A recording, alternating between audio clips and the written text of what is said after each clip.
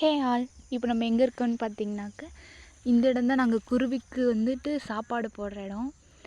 இது வந்து நொய் இருக்குது தெரியுங்களா, அதை தான் நான் போடுவேன். இந்த இடத்துல இந்த கப்பில் வச்சுருந்தேன் ஃபஸ்ட்டு. பாருங்கள் எப்படி சீச்சு விட்டு சாப்பிட்ருக்குன்னு.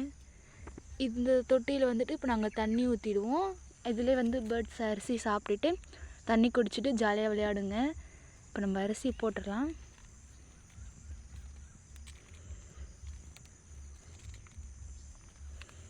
போட்டாச்சு.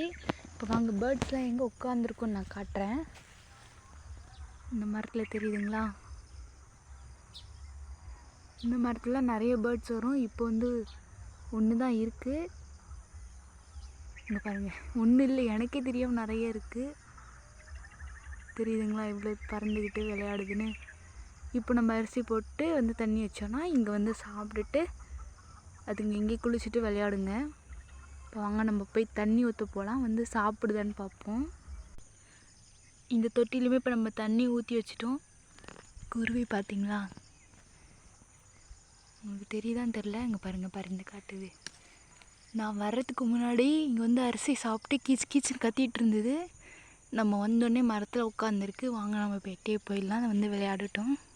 காலையிலே குருவிங்களுக்கு தீனியும் தண்ணி வச்சுட்டு அப்படியே தோட்டத்தை பார்க்க வந்தாச்சு. பார்த்திங்கன்னா சங்குப்பூ தெரியுதுங்களா, இது வெள்ளை கலரில் இருக்குது, லைட்டாக தான் ப்ளூ கலர் இருந்திருக்கு. அதை அப்படியே பார்த்துட்டு நம்ம செடிகளையும் பார்த்துட்டே போகலாம். இதுதான் நம்ம வெண்டைக்காய்.